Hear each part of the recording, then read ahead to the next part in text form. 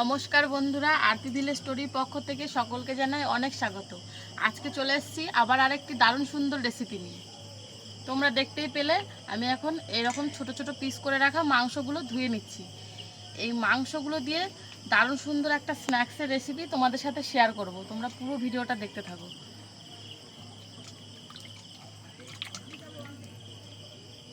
এই দেখো, মাংসগুলো খুব ভালো করে ধুয়ে নিয়েছি।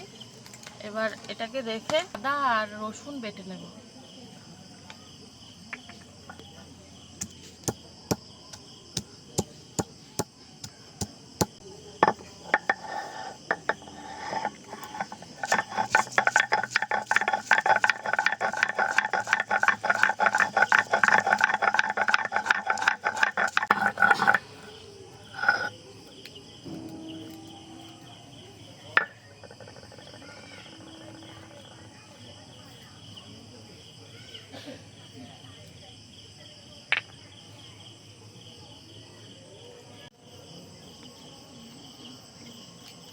সব কিছু রেডি করে নিয়েছি। এবার চিকেনটাকে মেখে নেব।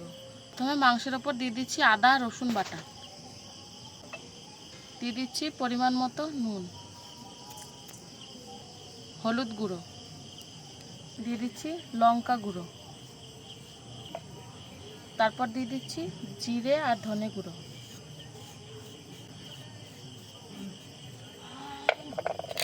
দিয়ে দিচ্ছি অল্প একটু টমেটো সস, দিচ্ছি অল্প পরিমাণে গোলমরিচের গুঁড়ো, সবশেষে দিয়ে দিচ্ছি একটা ডিম।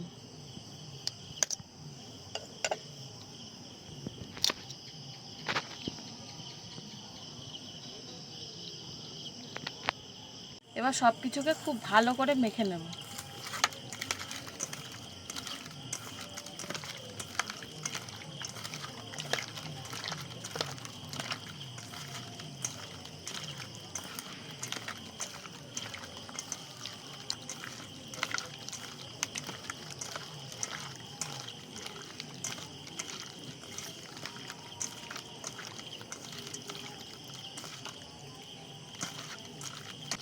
এবার এই মাখিয়ে রাখা মাংসটাকে আধা ঘন্টা রেখে দেবো আমি।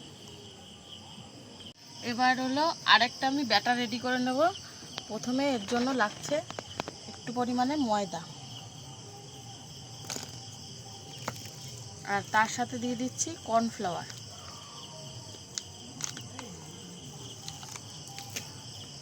তার মধ্যে দেব পরিমাণ মতো নুন, একটুখানি লঙ্কা গুঁড়ো, আর এখানে আছে জিরে ধনে গুঁড়ো, অল্প একটু গোলমরিচ গুঁড়োও দিয়ে দিচ্ছি। এবার এটাকে খুব ভালো করে আগে মাখিয়ে নেব।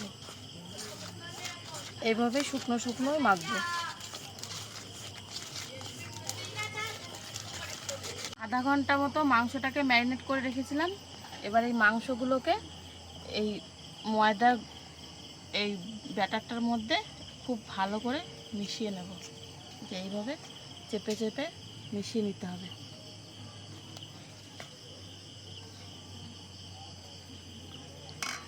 যেরকম করে একটা একটা করে খুব ভালো করে মিশিয়ে নিতে হবে। এই দেখো,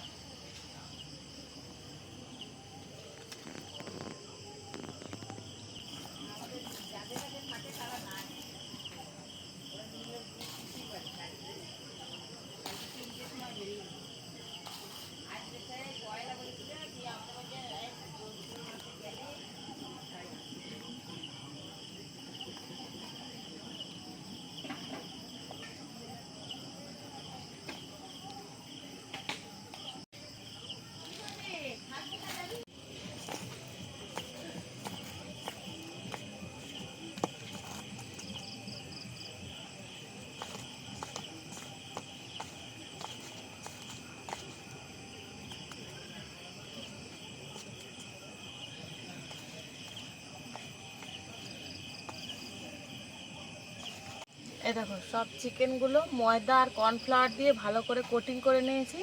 এবার এই চিকেন পপকর্নগুলো ভেজে নেব। তার জন্য উনুন ধরিয়ে দিয়েছি। এবার উনুনে দিয়ে দেবো সাদা তেল।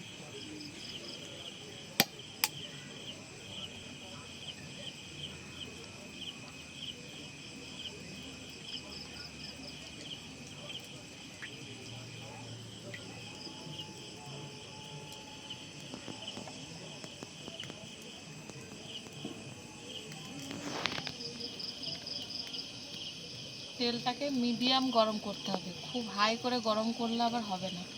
এই যে এরকম মিডিয়াম গরম করে পকোড়াগুলো ছেড়ে দিচ্ছি।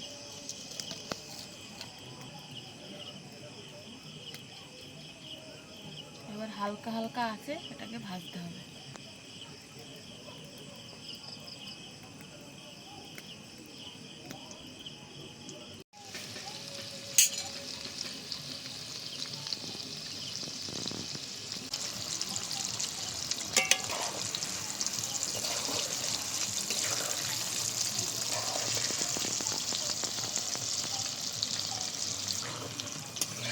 দেখো চিকেন পপকর্নগুলো খুব ভালো করে ভাজা হয়ে গেছে, এবার তেল ঝরিয়ে তুলে নেব।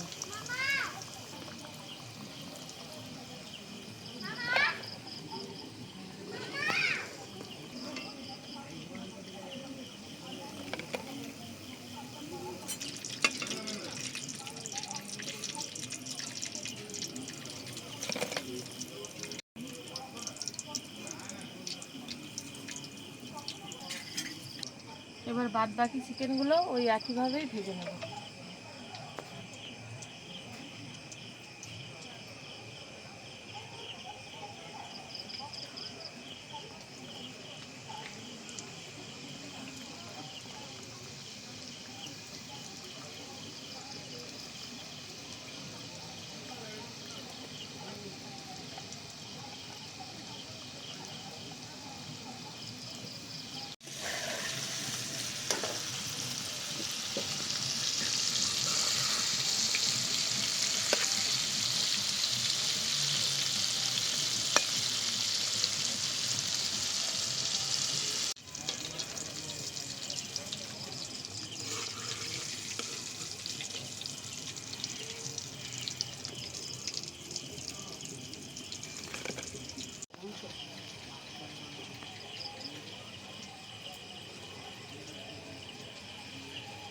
এরকম আমাদের চিকেন পপকর্ন একদম রেডি।